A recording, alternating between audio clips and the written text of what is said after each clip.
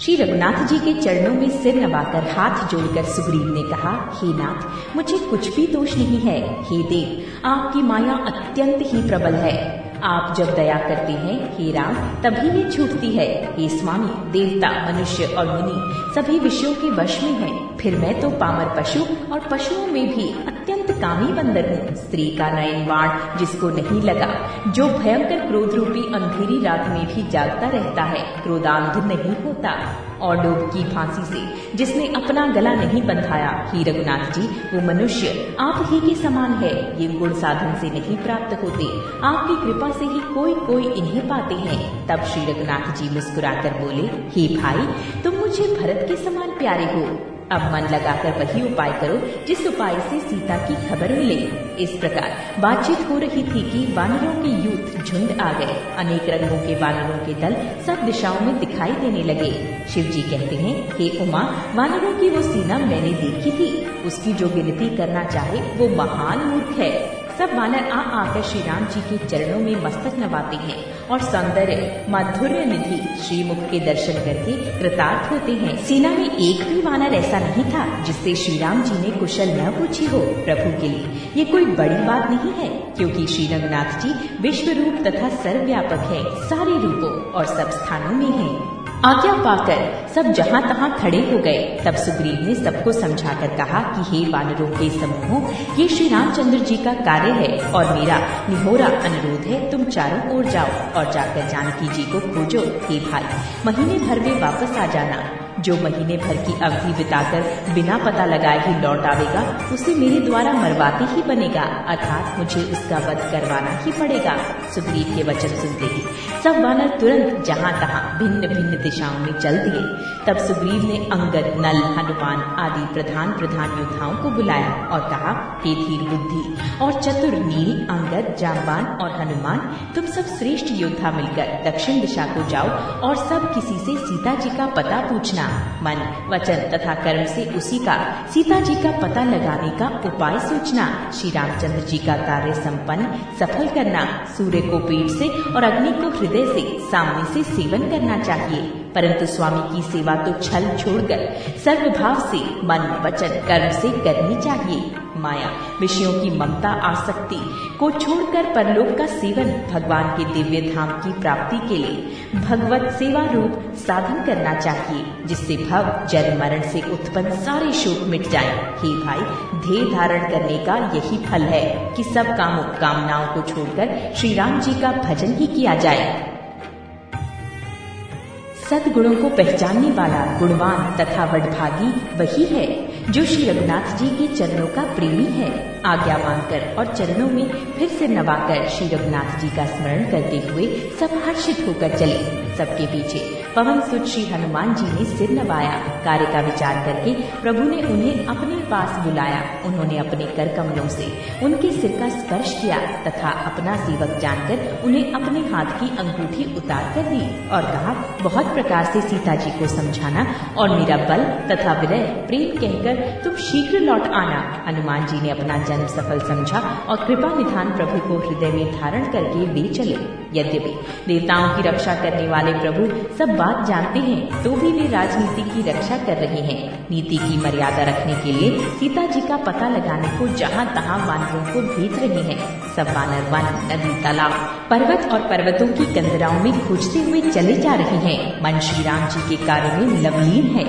शरीर तक का प्रेम ममत्व भूल गया है। कहीं किसी राक्षस से भेंट हो जाती है तो एक एक चपत में ही उसके प्राण ले लेते हैं। पर्वतों और वनों को बहुत प्रकार से खोज रहे हैं। कोई मुनि मिल जाता है तो पता पूछने के लिए उसे सब घेर लेते हैं।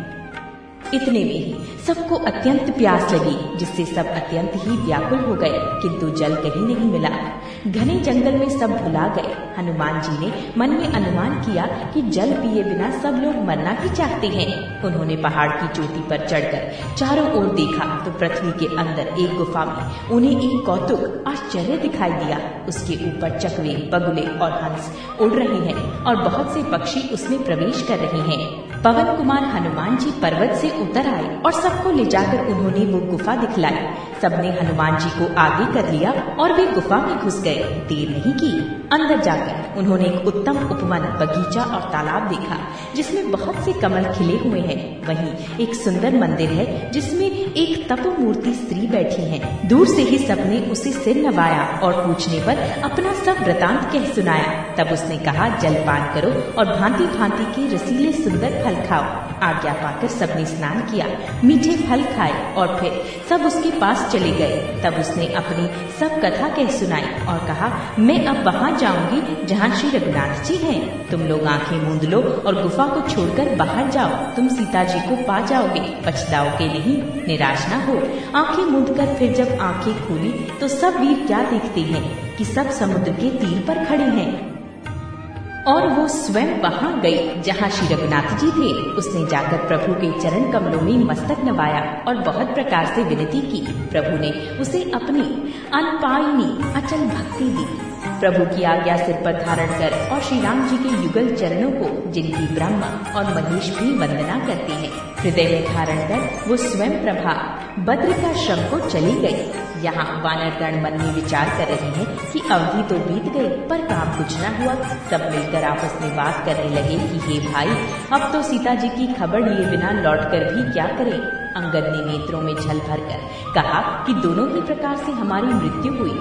यहाँ तो सीता जी की सुध नहीं मिली और वहाँ जाने पर वानरराज सुग्रीव मार डालेंगे। वे तो पिता के वध होने पर ही मुझे मार डालते। श्री राम जी ने ही मेरी रक्षा की, इसमें सुग्रीव का कोई एहसान नहीं है। अंगद बार बार सबसे कह रहे हैं कि अब मरण हुआ, इसमें कुछ भी संदेह नहीं है। वानर वीर अंगद के वचन सुनते हैं किंतु कुछ बोल नहीं सकते। उनके नेत्रों से जल बह रहा है। एक क्षण के लिए सब सोच में मग्न हो गए। फिर सब ऐसा वचन कहने लगे, हे सुयोग्य युवराज, हे सुयोग्य युवराज, हम लोग सीता जी की खोज लिए बिना नहीं लौटेंगे। ऐसा कहकर लवण सागर के तट पर जाकर सब वानर कुश बिछाकर बैठ गए। जामवान ने अंगद का दुख देखकर विशेष उपदेश की कथाएं कही। वे बोले, हे तात, श्री राम जी को मनुष्य न मानो, उन्हें निर्गुण ब्रह्म, अजय और अजन्मा समझो। हम सब सेवक अत्यंत बड़भागी हैं जो निरंतर सगुण ब्रह्म श्री राम जी में प्रीति रखते हैं। देवता, पृथ्वी, गौ और ब्राह्मणों के लिए प्रभु अपनी इच्छा से किसी कर्म बंधन से नहीं अवतार लेते हैं। वहाँ सगुणोपासक भक्तगण सालोक्य, सामीप्य, सारूप्य, सारिष्टि और सायुज्य सब प्रकार के मोक्षों को त्याग कर उनकी सेवा में साथ रहते हैं। इस प्रकार जामवान बहुत प्रकार से कथाएं कह रहे हैं। इनकी बातें पर्वत की कंदरा में संपाति ने सुनी। बाहर निकलकर उसने बहुत से वानर देखे। तब वो बोला, जगदीश्वर ने मुझको घर बैठे बहुत सा आहार भेज दिया। आज इन सबको खा जाऊंगा। बहुत दिन बीत गए, भोजन के बिना मर रहा था। पेट भर भोजन कभी नहीं मिलता। आज विधाता ने एक ही बार में बहुत सा भोजन दे दिया। गीत के वचन कानों से सुनते ही सब डर गए कि अब सचमुच ही मरना हो गया। ये हमने जान लिया। फिर उस गीत संपाति को देखकर सब वानर उठ खड़े हुए। जामवान के मन में विशेष सोच हुआ। अंगद ने मन में विचार कर कहा, आहा, जटायु के समान धन्य कोई नहीं है। श्री राम जी के कार्य के लिए शरीर छोड़कर वो परम बड़भागी भगवान के परम धाम को चला गया। हर्ष और शोक से युक्त वाणी समाचार सुनकर वो पक्षी संपाति वानरों के पास आया। वानर डर गए। उनको अभव करके अभय वचन देकर उसने पास जाकर जटायु का वृतांत पूछा। तब उन्होंने सारी कथा उसे कह सुनाई। भाई जटायु की करनी सुनकर संपाति ने बहुत प्रकार से श्री रघुनाथ जी की महिमा वर्णन की। उसने कहा, मुझे समुद्र के किनारे ले चलो, मैं जटायु को तिलांजलि दे दूं। इस सेवा के बदले मैं तुम्हारे वचन से सहायता करूंगा, अर्थात सीता जी कहाँ है सो बतला दूंगा। जिसे तुम खोज रहे हो उसे पा जाओगे। समुद्र के तीर पर छोटे भाई जटायु की क्रिया श्राद्ध आदि करके संपाति अपनी कथा कहने लगा। हे वीर वानरों सुनो, हम दोनों भाई उठती जवानी में एक बार आकाश में उड़कर सूर्य के निकट चले गए। वो जटायु तेज नहीं सह सका, इससे लौट आया, किंतु मैं अभिमानी था इसलिए सूर्य के पास चला गया। अत्यंत अपार तेज से मेरे पंख जल गए। मैं बड़े जोर से चीख मारकर जमीन पर गिर पड़ा। वहाँ चंद्रमा नाम के एक मुनि थे। मुझे देखकर उन्हें बड़ी दया लगी। उन्होंने बहुत प्रकार से मुझे ज्ञान सुनाया और मेरे देह जनित देह संबंधी अभिमान को छुड़ा दिया। उन्होंने कहा, त्रेता युग में साक्षात परब्रह्म मनुष्य शरीर धारण करेंगे। उनकी स्त्री को राक्षसों का राजा हर ले जाएगा। उसकी खोज में प्रभु दूत भेजेंगे। उनसे मिलने पर तू पवित्र ही जाएगा और तेरे पंख उग आएंगे। चिंता न कर, उन्हें तू सीता जी को दिखा देना। मुनि की वो वाणी आज सत्य हुई। अब मेरे वचन सुनकर तुम प्रभु का कार्य करो। त्रिकूट पर्वत पर लंका बसी हुई है। वहाँ स्वभावी से निडर रावण रहता है। वहाँ अशोक नाम का उपवन बगीचा है जहाँ सीता जी रहती हैं। इस समय भी वे सोच में मग्न बैठी हैं। मैं उन्हें देख रहा हूँ, तुम नहीं देख सकते, क्योंकि गीध की दृष्टि अपार होती है, बहुत दूर तक जाती है। क्या कर, मैं बूढ़ा हो गया, नहीं तो तुम्हारी कुछ तो सहायता अवश्य करता। जो 100 योजन 400 को समुद्र लांघ सकेगा और बुद्धि निधान होगा, वही श्री राम जी का कार्य कर सकेगा। निराश होकर घबराओ मत, मुझे देखकर मन में धीरज धरो। देखो, श्री राम जी की कृपा से देखते ही देखते मेरा शरीर कैसा हो गया। बिना पंख का बेहाल था, पंख उगने से सुंदर हो गया। पापी भी जिनका नाम स्मरण करके अत्यंत अपार भवसागर से तर जाते हैं, तुम उनके दूत हो। अतः कायरता छोड़कर श्री राम जी को हृदय में धारण करके उपाय करो। काकभुशुंडी जी कहती हैं, हे गरुड़ जी, इस प्रकार कहकर जब गीध चला गया तब उन वानरों के मन में अत्यंत विस्मय हुआ।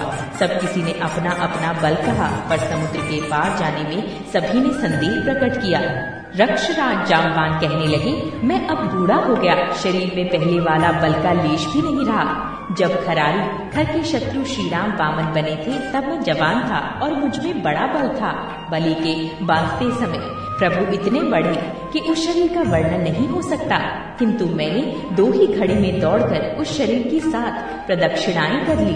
अंगद ने कहा, मैं पार तो चला जाऊंगा, परंतु लौटते समय के लिए हृदय में कुछ संदेह है। जामवान ने कहा, तुम सब प्रकार से योग्य हो, परंतु तुम सबके नेता हो, तुम्हें कैसे भेजा जाए। रक्षराज जामवान ने श्री हनुमान जी से कहा, हे हनुमान, हे बलवान, सुनो, तुमने ये क्या चुप साध रखी है। तुम पवन के पुत्र हो और बल में पवन के समान हो। तुम बुद्धि, विवेक और विज्ञान की खान हो। जगत में कौन सा ऐसा कठिन काम है जो हे तात तुमसे न हो सके। श्री राम जी के कार्य के लिए ही तो तुम्हारा अवतार हुआ है। ये सुनते ही हनुमान जी पर्वत के आकार के अत्यंत विशालकाय हो गए। उनका सोने का सा रंग है, शरीर पर तेज सुशोभित है, मानो दूसरा पर्वतों का राजा सुमेरु हो। हनुमान जी ने बार बार सिंहनाद करके कहा, मैं इस खारे समुद्र को खेलने में भी लांघ सकता हूँ और सहायकों सहित रावण को मारकर त्रिकूट पर्वत को उखाड़कर यहाँ ला सकता हूँ। ये जावा, मैं तुमसे पूछता हूँ, तुम मुझे उचित सीख देना कि मुझे क्या करना चाहिए। जामवान ने कहा, कि तात तुम जाकर इतना ही करो कि सीता जी को देखकर लौट आओ और उनकी खबर कह दो। फिर कमल नयन श्री राम जी अपने बाहुबल से ही राक्षसों का संहार कर सीता जी को ले आएंगे। केवल खेल के लिए ही वे वानरों की सेना साथ लेंगे। वानरों की सेना साथ लेकर राक्षसों का संहार करके श्री राम जी सीता जी को ले आएंगे। तब देवता और नारद आदि मुनि भगवान के तीनों लोकों को पवित्र करने वाले सुंदर यश का बखान करेंगे, जिसे सुनने, गाने, कहने और समझने से मनुष्य परम पद पाते हैं और जिसे श्री रघुवीर के चरण कमल का मधुर भ्रमर तुलसीदास गाता है। श्री रघुवीर का यश भाव जन्म मरण रूपी रोग की अचूक दवा है। जो पुरुष और स्त्री इसे सुनेंगे, त्रिशिरा के शत्रु श्री राम जी उनके सब मनोरथों को सिद्ध करेंगे। जिनका नीले कमल के समान श्याम शरीर है, जिनकी शोभा करोड़ों कामदेवों से भी अधिक है और जिनका नाम पाप रूपी पक्षियों को मारने के लिए बधिक व्याध के समान है, उन श्री राम के गुणों के समूह लीला को अवश्य सुनना चाहिए। मास पारायण 23वां विश्राम। कलयुग के समस्त पापों के नाश करने वाले श्री रामचरितमानस का ये 4था सोपान समाप्त हुआ। किष्किंधा कांड समाप्त। शांत, सनातन, अप्रमेय, प्रमाणों से परे, निष्पाप, मोक्ष रूप, परम शांति देने वाले ब्रह्मा, शंभु और शेष जी से निरंतर सेवित, वेदांत के द्वारा जानने योग्य, सर्वव्यापक, देवताओं में सबसे बड़े, माया से मनुष्य रूप में दिखने वाले, समस्त पापों को हरने वाले, करुणा की खान, रघुकुल में श्रेष्ठ तथा राजाओं के शिरोमणि, राम कहने वाले, जगदीश्वर की मैं वंदना करता हूँ। हे रघुनाथ जी, मैं सत्य कहता हूँ और फिर आप सबके अंतरात्मा ही हैं, सब जानते ही हैं कि मेरे हृदय में दूसरी कोई इच्छा नहीं है। हे रघुकुल श्रेष्ठ, मुझे अपनी निर्भरा पूर्ण भक्ति दीजिए और मेरे मन को काम आदि दोषों से रहित कीजिए। अतुल बल के धाम, सोने के पर्वत सुमेरु के समान कांति युक्त शरीर वाले दैत्य रूपी वन को ध्वंस करने के लिए अग्नि रूप ज्ञानियों में अग्रमय, संपूर्ण गुणों के निधान, वानरों के स्वामी श्री रघुनाथ जी के प्रिय भक्त पवन पुत्र श्री हनुमान जी को मैं प्रणाम करता हूँ। जामवान के सुंदर वचन सुनकर हनुमान जी के हृदय को बहुत ही भाई। वे बोले, हे भाई, तुम लोग दुख सहकर कंदमूल फल खाकर तब तक मेरी राह देखना जब तक मैं सीता जी को देखकर लौट न आऊं। काम अवश्य होगा, क्योंकि मुझे बहुत ही हर्ष हो रहा है। ये कहकर और सबको मस्तक नवाकर तथा हृदय में श्री रघुनाथ जी को धारण करके हनुमान जी हर्षित होकर चले। समुद्र के तीर पर एक सुंदर पर्वत था। हनुमान जी खेल से ही अनायास ही कूदकर उसके ऊपर जा चढ़े और बार बार श्री रघुवीर का स्मरण करके अत्यंत बलवान हनुमान जी उस पर से बड़े वेग से उछले। जिस पर्वत पर हनुमान जी पैर रख कर चले, जिस पर से वे उछले, वो तुरंत ही पाताल में धंस गया। जैसे श्री रघुनाथ जी का अमोघ बाण चलता है, उसी तरह हनुमान जी चले। समुद्र ने उन्हें श्री रघुनाथ जी का दूत समझकर मैनाक पर्वत से कहा कि हे मैनाक, तू इनकी थकावट दूर करने वाला हो, अर्थात अपने ऊपर इन्हें विश्राम दे। हनुमान जी ने उसे हाथ से छू दिया, फिर प्रणाम करके कहा, भाई, श्री रामचंद्र जी का काम किए बिना मुझे विश्राम कहाँ। देवताओं ने पवन पुत्र हनुमान जी को जाते हुए देखा। उनकी विशेष बल बुद्धि को जानने के लिए परीक्षार्थ उन्होंने सुरसा नामक सर्पों की माता को भेजा। उसने जाकर हनुमान जी से ये बात कही, आज देवताओं ने मुझे भोजन दिया है। ये वचन सुनकर पवन कुमार हनुमान जी ने कहा, श्री राम जी का कार्य करके मैं लौट आऊं और सीता जी की खबर प्रभु को सुना दूं, तब मैं आकर तुम्हारे मुंह में घुस जाऊंगा, तुम मुझे खा लेना। हे माता, मैं सत्य कहता हूँ, अभी मुझे जाने दे। जब किसी भी उपाय से उसने जाने नहीं दिया, तब हनुमान जी ने कहा, तो फिर मुझे खा न ले। उसने योजन भर 4 कोस में मुंह फैलाया। तब हनुमान जी ने अपने शरीर को उससे दूना बढ़ा लिया। उसने 16 योजन का मुख किया। हनुमान जी तुरंत ही 32 योजन के हो गए। जैसे जैसे सुरसा मुख का विस्तार बढ़ाती थी, हनुमान जी उसका दूना रूप दिखलाते थे। उसने 100 योजन 400 कोस का मुख किया। तब हनुमान जी ने बहुत ही छोटा रूप धारण कर लिया और वे उसके मुख में घुसकर तुरंत फिर बाहर निकल आए और उसे सिर नवाकर विदा मांगने लगे। उसने कहा, मैंने तुम्हारे बुद्धि बल का भेद पा लिया, जिसके लिए देवताओं ने मुझे भेजा था। तुम श्री रामचंद्र जी का सब कार्य करोगे, क्योंकि तुम बल बुद्धि के भंडार हो। ये आशीर्वाद देकर वो चली गई। तब हनुमान जी हर्षित होकर चले। समुद्र में एक राक्षसी रहती थी। वो माया करके आकाश में उड़ते हुए पक्षियों को पकड़ लेती थी। आकाश में जो जीव जंतु उड़ा करते थे, वो जल में उनकी परछाई देखकर उस परछाई को पकड़ लेती थी, जिससे वे उड़ नहीं सकते थे और जल में गिर पड़ते थे। इस प्रकार वो सदा आकाश में उड़ने वाले जीवों को खाया करती थी। उसने वही छल हनुमान जी से भी किया। हनुमान जी ने तुरंत ही उसका कपट पहचान लिया। पवन पुत्र धीर बुद्धि वीर हनुमान जी उसको मारकर समुद्र के पार गए। वहां जाकर उन्होंने वन की शोभा देखी। मधु पुष्प रस के लोभ से भौरे गुंजार कर रही थी। अनेकों प्रकार के वृक्ष फल फूल से शोभित हैं। पक्षी और पक्षियों के समूह को देखकर तो वे मन में बहुत ही प्रसन्न हुए। सामने एक विशाल पर्वत देखकर हनुमान जी भय त्याग कर उस पर दौड़कर जा चढ़े। शिव जी कहते हैं, हे उमा, इनमें वानर हनुमान की कुछ बड़ाई नहीं है। ये प्रभु का प्रताप है, जो काल को भी खा जाता है। पर्वत पर चढ़कर उन्होंने लंका देखी। बहुत ही बड़ा किला है, कुछ कहा नहीं जाता। वो अत्यंत ऊंचा है, उसके चारों ओर समुद्र है। सोने के परकोटे चहादर दीवारी का परम प्रकाश हो रहा है। विचित्र मणियों से जड़ा हुआ सोने का परकोटा है। उसके अंदर बहुत से सुंदर सुंदर घर हैं। चौराहे, बाजार, सुंदर मार्ग और गलियां हैं। सुंदर नगर बहुत प्रकार से सजा हुआ है। हाथी, घोड़े, खच्चरों समूह तथा पैदल और रथों के समूहों को कौन गिन सकता है। अनेक रूपों के राक्षसों के दल हैं। उनकी अत्यंत बलवती सेना वर्णन करती नहीं बनती। वन, बाग, उपवन, बगीचे, फुलवाड़ी, तालाब, कुएं और बावलियां सुशोभित हैं। मनुष्य, नाग, देवताओं और गंधर्वों की कन्याएं अपने सौंदर्य से मुनियों के भी मन को मोह लेती हैं। कहीं पर्वत की समान विशाल शरीर वाले बड़े ही बलवान मल पहलवान गरज रहे हैं। वे अनेकों अखाड़ों में बहुत प्रकार से भिड़ते और एक दूसरे को ललकारते हैं।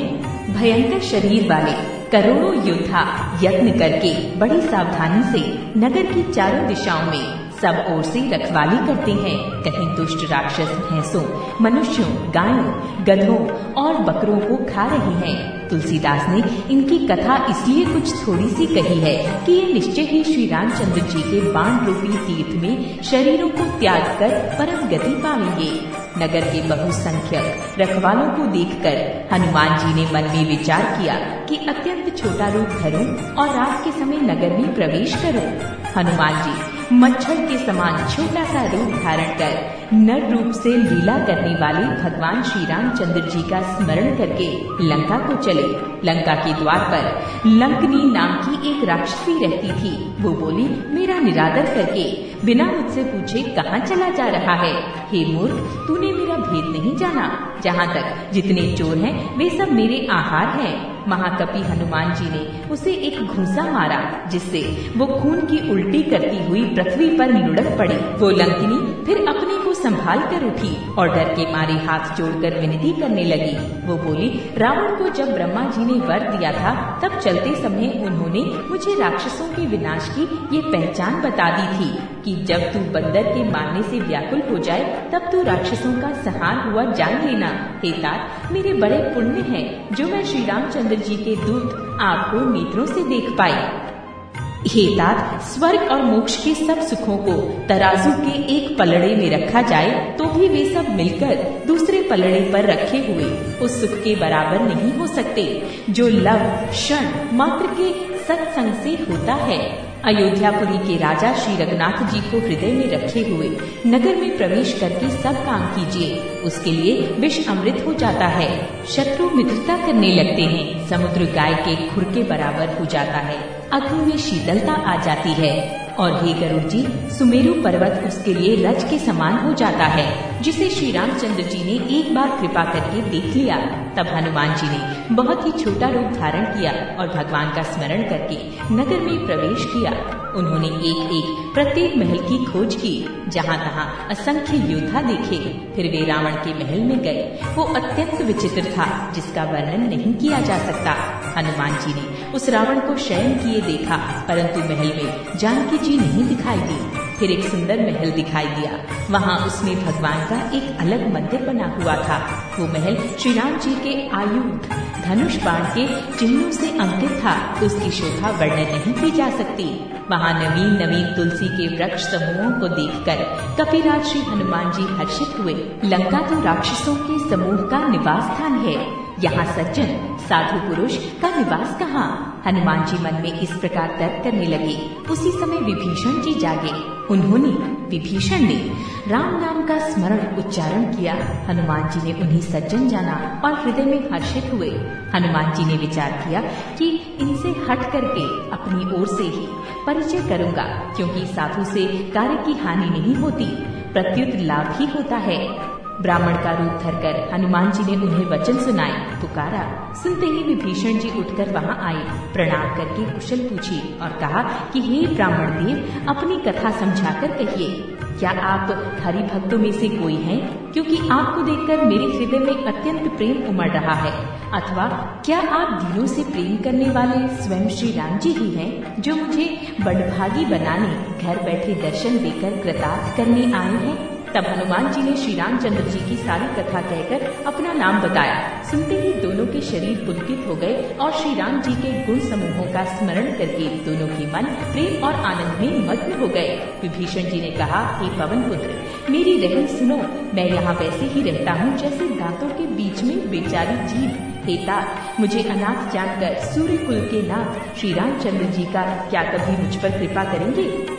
मेरा तामसी राक्षस शरीर होने से साधन तो कुछ बनता नहीं और न मन में श्री रामचंद्र जी के चरण कमलों में प्रेम ही है, परंतु हे हनुमान, अब मुझे विश्वास हो गया है कि श्री राम जी की मुझ पर कृपा है, क्योंकि हरि की कृपा के बिना संत नहीं मिलते। जब श्री रघुवीर ने कृपा की है तभी तो आपने मुझे हट करके अपनी ओर से दर्शन दिए हैं। हनुमान जी ने कहा, हे विभीषण जी सुनिए, प्रभु की यही रीति है कि वे सेवक पर सदा ही प्रेम किया करते हैं। भला कहिए, मैं ही कौन बड़ा कुलीन हूँ, जाति का चंचल बानर हूँ और सब प्रकार से नीच हूँ। प्रातःकाल जो हम लोगों को बंदरों का नाम ले ले तो उस दिन उसे भोजन न मिले। हे सखा सुनिए, मैं ऐसा अधम हूँ, पर श्री रामचंद्र जी ने तो मुझ पर भी कृपा की है। भगवान के गुणों का स्मरण करके हनुमान जी के दोनों नेत्रों में प्रेमाश्रुओं का जल भर आया। जो जानते हुए भी ऐसे स्वामी श्री रघुनाथ जी को भुलाकर विषयों के पीछे भटकते फिरते हैं, वे दुखी क्यों न हो।